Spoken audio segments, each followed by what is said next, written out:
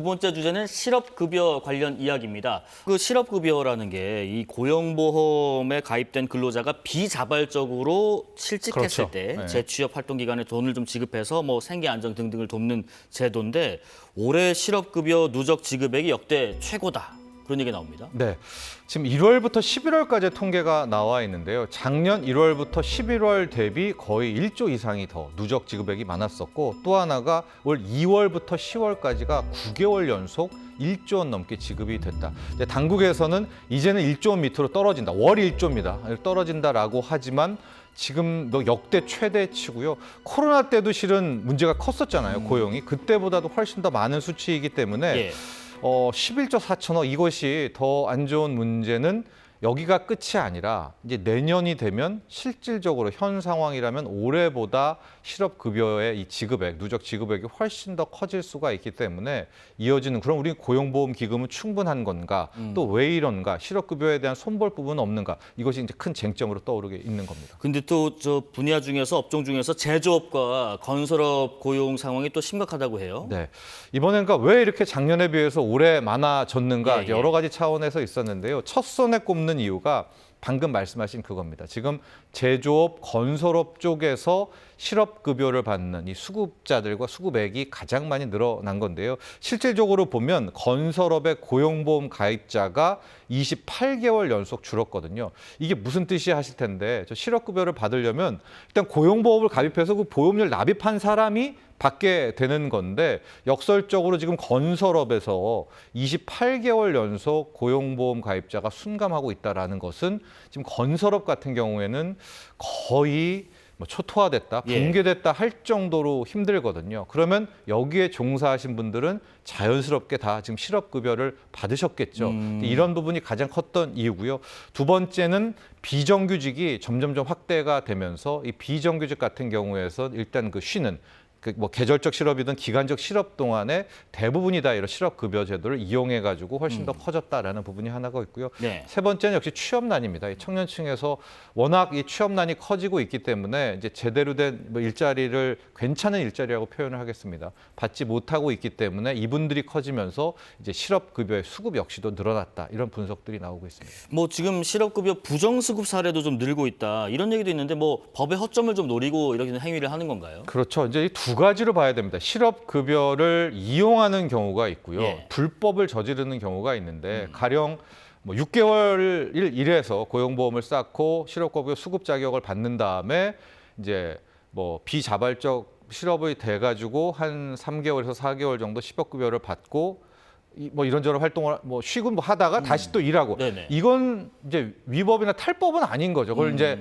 이용하는 뭐 악용한다 뭐 이렇게 표현할 수가 있을 것 같은데 지금 예. 당국에서 말한 부정수급 규범은 뭐냐면 대표적인 케이스가 이 지인들을 자기 뭐 응시점 자기 회사에 올리는 거예요.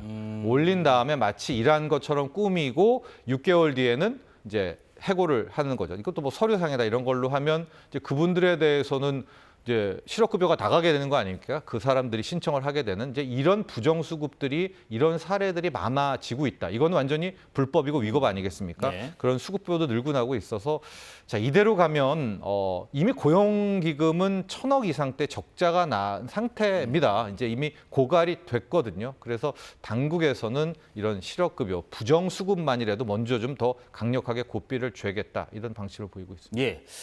자, 이주의 경제 마지막 주제입니다. 미국 연방공개시장위원회의 기준금리 결정이 하루 앞으로 다가왔더라고요. 사실상 그럼 금리 인하로 굳어지는 분위기인가 싶습니다. 네, 금리 인하는 거의 90% 이상이어서 뭐 기정사실화된 것 같습니다. 이제 내일 새벽 4시에 발표가 되게 될 텐데요. 네, 우리 시간으로. 네, 예. 12월 FOMC 회의이기 때문에 이제 두 가지가 굉장히 중요합니다. 우리가 세비라고 말하는 경제 전망 요약 그리고 점도표 우리가 많이 했었죠. 점도표는 그래서 내년에 금리 인하의 그 궤적을 점으로써 연준 위원들의 점으로서 이제 찍게 나타나는 건데요.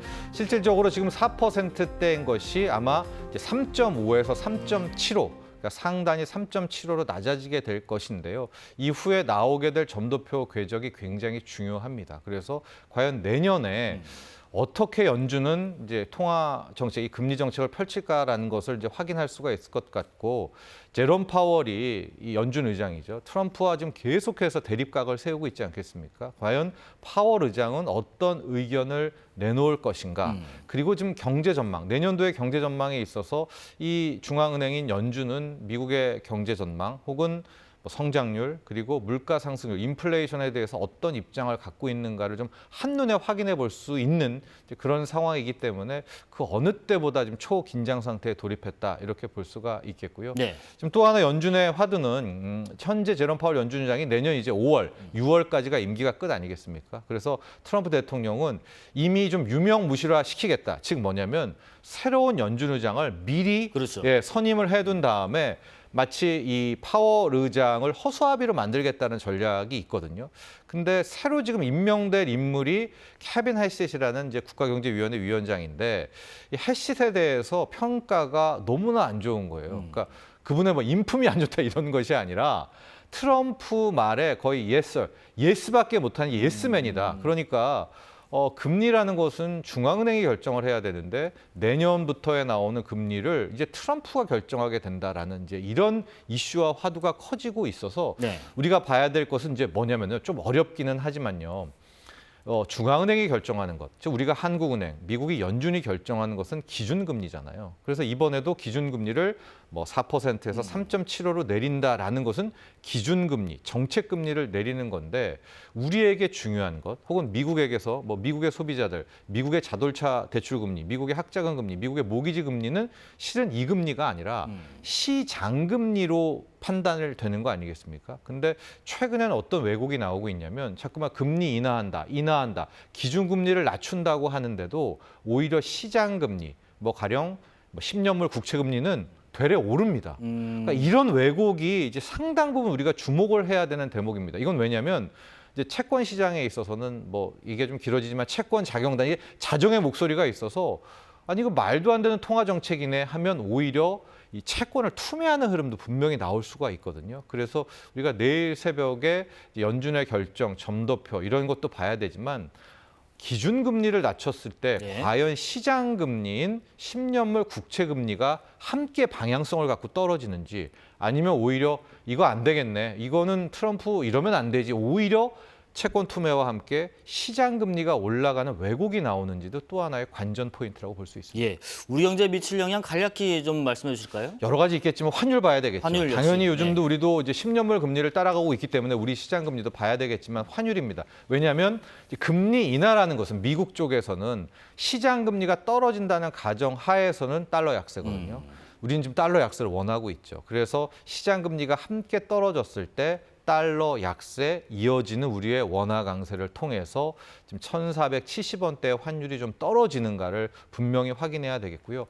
만에 하나 이번에 금리 인하에도 불구하고 환율에서 뚜렷한 움직임이 없다면 실질적으로 대외 모멘텀은 물론 이제 다음 주에 BOJ가 있습니다. 일본 중앙은행의 금리 결정이 있어서 하나 정도의 이벤트는 더 남아 있기는 하지만 이제 오롯이 우리의 뭐 지금 당국에서 얘기하는 국민은행의 뭐 외화 채권 발행이라든가 국민연금의 뭐 아니면 뭐 서학금이 뭐 등등에 대한 것밖에 없기 때문에 실질적으로 우리 입장에서는 이제 내일 아침에 원달러 환율이 어떻게 출발하는가도 우리 시청자분들이 한번 확인해 보시면은 또 다른 관전 포인트가 될 수 있을 것 같습니다.